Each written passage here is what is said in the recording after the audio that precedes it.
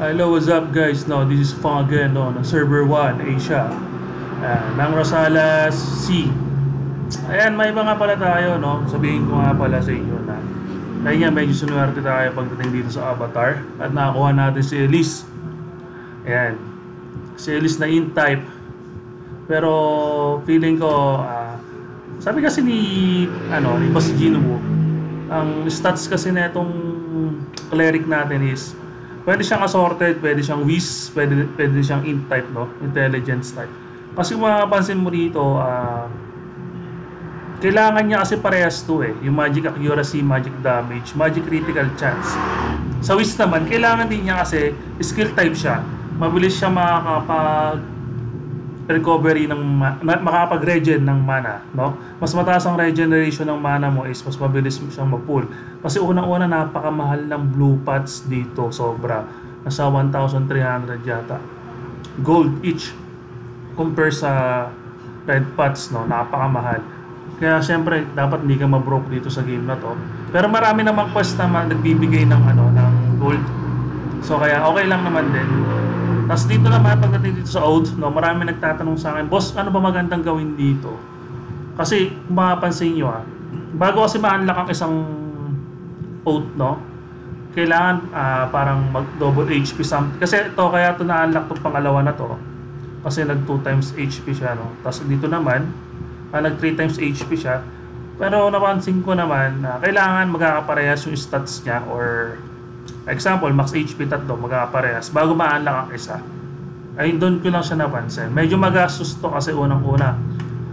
Kailangan mo dito nung feather or nung diamond. So kasi pag diamond kasi 50 diamond ang isa.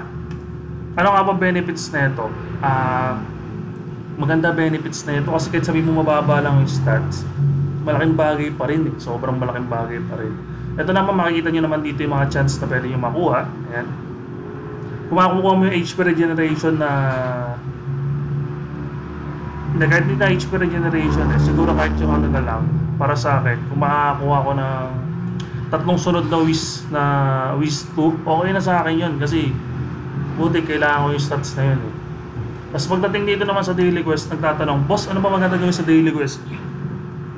Ito na nga, sa akin kasi ginagawa ko, nire-refresh ko yan mga bossing hanggat di ko nakukuha yung level 3. Hindi ko siya tinatantanan kaka-refresh. Meron tayong 20 attempt, no? Pag naubos mo na yan, wala na, hindi ka na pwedeng mag-roll. Ito mapapansin mo, pagka level 3, 12% yung bigay ng HP, ng experience, 12.8. Tapos pag level 2 naman, 9%. Pag level 1 naman, 6%. Diba, ang baba, makikita mo ng mga ganyan difference. Saka number 1 yung sa drop. Mapapansin yung drop. Yung random reward, pwede ka makakuha na ito.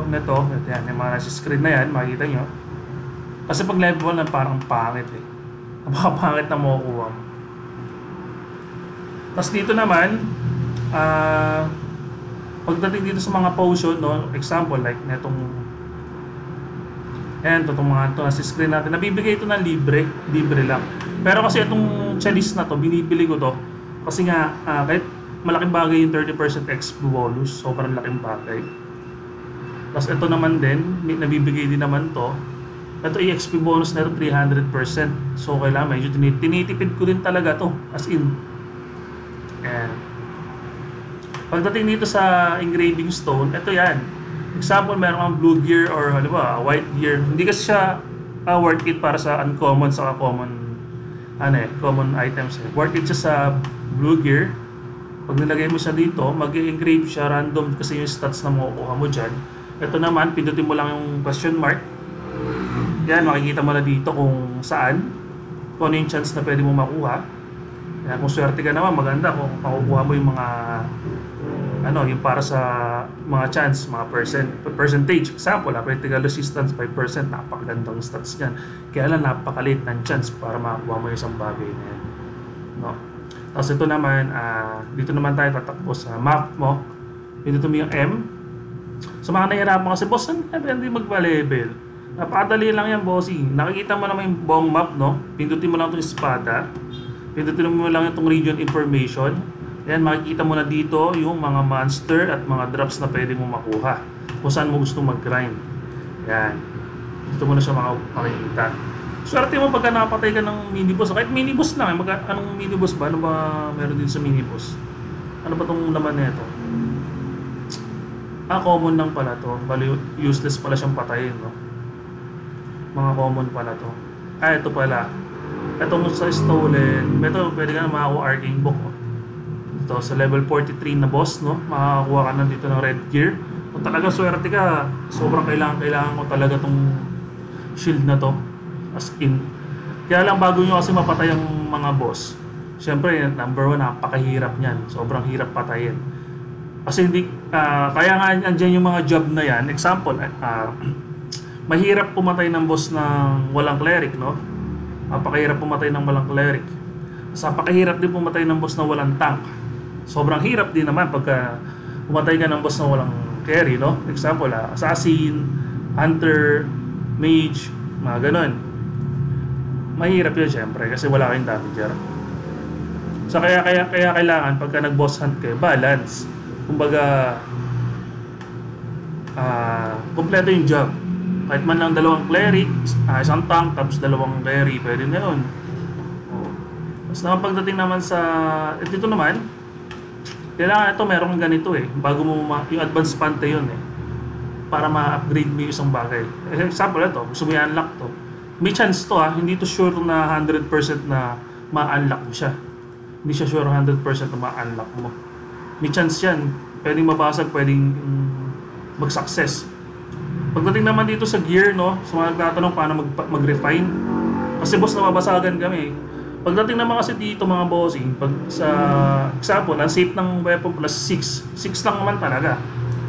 Kapag kasi nakapag plus 8 ako, so kumati yung kamay ko, siyempre pinalas 9 ko, putik, basag Makati yun, talagang literal na Makati. Pagdating dito sa shield, plus 1 lang kasi nga putik. Wala siyang safe, safe upgrade Wala siyang safe upgrade. Punta tayo dito sa para makita natin. Example, ito makikita mo naman dyan, safe plus 6. Diba? So pagdating naman dito sa shield, example, shield, gusto ko ng shield. Ito siguro, ito. Ayan. Wala siyang nakalagay na safe. Ibig sabihin, pag nag-plus 2 ka, may chance mabasag. Kaya syempre, wag mo munang tangkain kasi wala ka namang pamalit. Basta shield, tas pagdating naman dito sa ring, ganun din sa ring Kaya sa earring, example, earring. Yan. Wala siyang, ang success rate lang niya is plus 1. Kaya lang, napakahirap din minsan dahil minsan plus 1 pa lang, basag na. Depende sa kamalasan mo talaga. Ayun ang medyo awkward dito sa accessories. Tapos pagdating dito din sa mga ring, medyo awkward din kasi napakahirap din mag-plus ng ring. Yan. Yung plus 2 nga lang kasi nga nababasag din ka agad. Wala sila nung yung pagdagdag ng percentage para mag-success. Lalo na naman dito sa bronze, no? Yung bronze nga ba? Bronze nga ba tawag dito?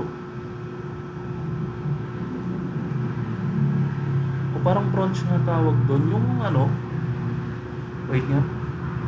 Parang wala akong pang refine ng hayop na yun. Ito nga. Bronze pala, bronze. Yan. Hanggang plus 1 lang din yan, wala din kasi siyang safety, wala siyang safety refine. Hindi siya kamukha ng weapon saka ng armor. Kasi armor plus 5 safety niya Diba? Pagdating sa accessories, mahirap na, madugo na talaga. Dito naman sa auction, para sa akin, itong mga binebenta na, for example, ito binebenta to ng 55 gold. Ako tutusin, pwede mo siyang ma-hunt May hunt mo siya. Ito yung mga available na region para makuha mo siya. Ayan. So isabilin mo siya, mag-hunt ka na lang, tsagayin mo na lang. Ganon din yan Nag-hunt ka na lang, nagkaka-experience ka pa, nagkaka-gold ka pa, di ba? Tsagaan lang talaga ito sa game na to. Pagdating naman dito sa crafting naman, example, gusto mong mag-craft, example, rare weapon. Mag-ipon ka lang ng rare blueprint. Kaya naka-craft naman to. Kailangan mo lang siya ng 10 piraso ata kung di ako nagkakamali. Wait nga. Double check nga natin. Kasi ako nakakuha nun Dito kasi sa quest. Nakakuha na itong blueprint na to.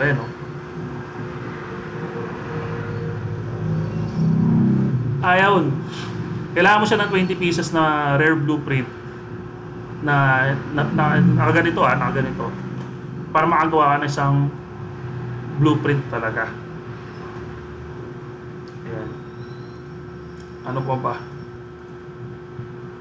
Saan pa maganda magpa-level? Ayan kadalasan tinatanong sa akin. Sa akin kasi pagka kung kaya nyo naman ng monster nyo, level 40 ka, papalevel ka sa level 50. Kung kaya mo naman tangkihin or kung kaya mo kapatayin ka agad na mabilis, mas mainam eh. Pero yung sa main quest mga chong huwag nyo ipipilit. Kasi itong main quest ko na ito, level 55 to eh. Hindi talaga kaya, sobrang kate. Tas aggressive pa yung monster, huwag nyo pilitin, sayang yung time. Matagal na siyang patayin, mamatay ka pa, sayang oras. Tapos pagdating dito sa wish, stats din tong wish na to eh, hindi pa naka-unlock sa akin, pero malapit na yan, no? Dito naman sa guild, pag-usapang guild, lagi yung tatandaan, always kayo magdo-donate. Bakit? 300,000 lang naman yan eh, 3 out of 3 lang. Kasi experience din sa guild yan, number 1 yan. Bakit? Ano ba benefits niyan? Pag nag-level 4 kasi yung guild, makakakuha kayo ng 2% EXP bonus. Ayun yung mga stats oh. Isipin nyo na lang kung level 25 na kayo, ang laking bagay niyan. Sobrang laking bagay ng plus 1 dito. Example plus 1 STR, plus 1 in, malaking bagay yung mga yon. Ayan na. Tapos dito sa dungeon, ayan, dito yan, para sa akin. Mamaya ko na siya, kasi may event eh, times 2 eh. So dito ko lang gagamitin yung chalice. Ayan yung potion na to. Doon ko lang siya gagamitin mamaya. Kasi ito kung saan ba nakukuha to, binibili to sa shop dito, ayun o.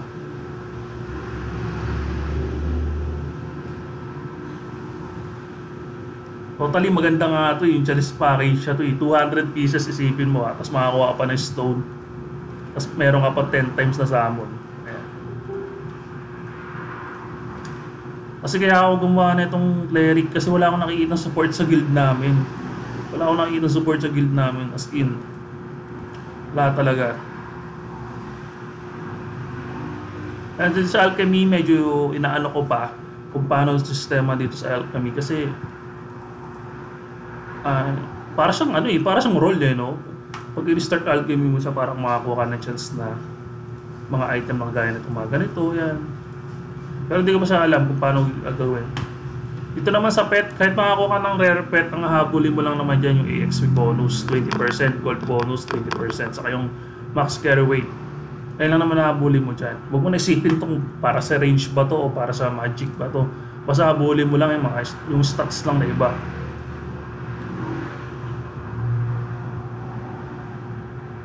Kasi ito yung pinaka-importante sa lahat. Sobrang importante nito. Kung nag-mirror kayo, naaalala yung salitang codex, no? Pagka hindi maganda codex mo, ampaw yung karakter mo. Ganito rin dito. Kailangan dyan sa collection. Ayan. Sundin mo to mga to. Kasi stats yan may binibigay. Ayan, stats na binibigay yan. Kasi ito sa akin, no? Ito pala yung stats na nakukuha ko. Yung nasa kanan ng screen natin. Ito pala nakukuha ko yan. Yan. Max carry 30, max MP 20, MP regeneration 1, defense 2, HP regeneration 1. Ayun pa lang ang nakukuha natin kasi nga konti pa lang naman yung na-unlock natin. Ayan. Sobrang konti pa lang yung na-unlock natin. Ito pala yung mga na-complete natin. Ayan. Sobrang konti pa lang. Siguro kung mas marami tayong i-register dito at masusundan natin itong mga to, mas maganda. Kasi maganda din yung stats na binibigay sa'yo. Kaya nga lang, medyo mahirap yung sa mga plus gawa nga ng kailangan mo pa sila i-upgrade. Ito, example, ito, plus 4. Siyempre, kailangan mo rin ng scroll para ma-plus 4 mo yun. Ayan. So, ito, this is pang-again on server 1, Asia 1 ng Rasalas, no? Kaya kita-kits tayo dito, still recruiting pa rin kami ng guild, guys. Kailangan pa rin namin ng active members, talagang willing maglaro. So, ayun nga. So, kita-kits tayo dito sa game na to. Maraming salamat sa inyo. Naghalos kababalik ko lang ulit gumawa ng video, no? So, sana support nyo ako. Maraming salamat.